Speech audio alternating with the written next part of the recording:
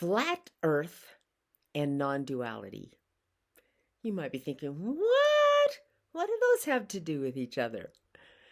Well, lately I have been talking about non-duality and native wisdom. Kind of a more specific way to say that is that non-duality didn't start with Buddha. It didn't start with Nisargadatta. It didn't start with um, Rupert Spira or Adyashanti or anybody. These people are just describing a state that was already there.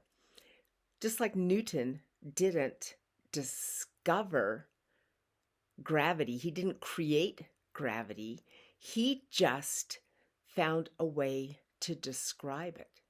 So the non-dual state has always been there.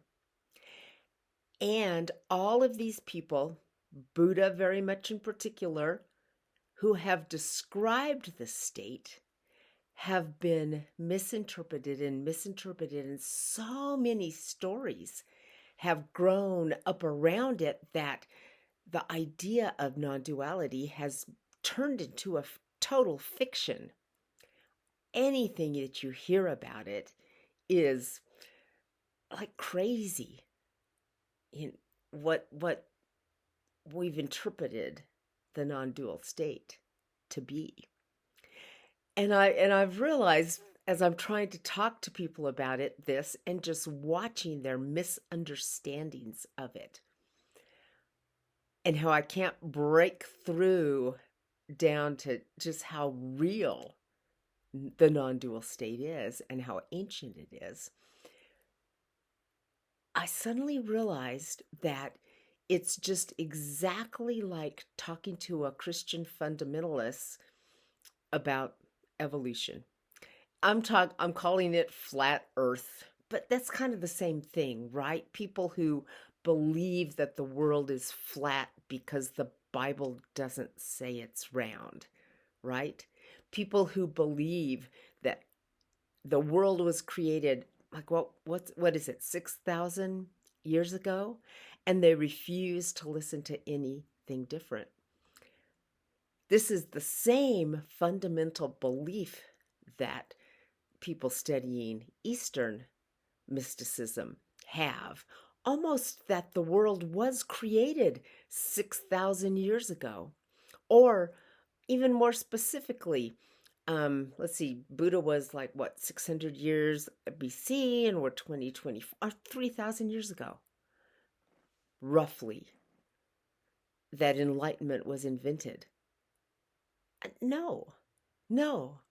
Buddha just discovered this natural state that's always been there. So we need to get past this flat earth society thing that everybody's stuck in and start looking at reality as if it's real. Oh, big concept there, right? And we need to realize that this is the natural human state, and that there are plenty of people around the world who are still living in their indigenous communities from long, long ago, who are living in this natural state as a natural state. And the second we realize that, all seeking completely changes, because now you're not seeking for something that's in the future, something that's outside of yourself. You are seeking for yourself. And how can you seek for yourself? You're right there, right? You're trying to become fully aware of your humanity. And you're always aware of it. It's always there.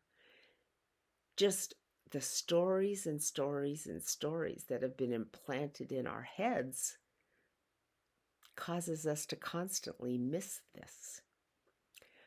Once you realize this, everything makes sense, because this is why the spiritual teacher teaches the student to calm down, relax, sit still, and be silent.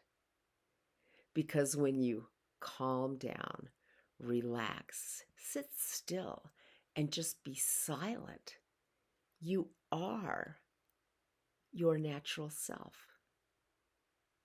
As a matter of fact, when you're running around and you're crazy and you're angry and your mind's going all crazy, you're still your natural self. It's just that you don't like that definition of you. So coming down into your actual being, when you see who you are, you're just this simple liveness that is you. You have a name. That's you. You have a being. That's you. And when you're in that solidness in a way that you can't ever be convinced that you don't know who you are, then you can live your life from this point of being, and you become a positive contributor to the world rather than the taker that we've been trained to be, the consumer that we've been trained to be. It becomes way more difficult to fool you. You become able to start interacting with other people in a new way and bringing new ways of being into the society that we live in. This is the old way of being a human, but we need to revamp it so that it works within the society that we live in now. We don't have to throw everything away. We do have to clean up a bunch of garbage. I mean, good grief. Look at the garbage we've created. But that's just a big job. We're humans. We like doing stuff. We like finding ways to do stuff, but we have to get rid of our consumer mentality and our belief that we don't know who we are. The second you know who you are, you're responsible for everything. And from that point of responsibility, then we can act like what? Like fully adult human beings capable of living sustainably in this world with all of our relations, with each other, with the atmosphere, with all the water, with all the four-legged beings, with all the living beings that are in the living ocean. Then we can see our connection and start acting as if we're there, as if we're not on a flat earth that was just created by God 6,000 years ago. We are on a ancient, beautiful living earth. And we are the living earth, awake here with responsibilities as human beings. This is the new way that we will start living out of the old understandings of reality.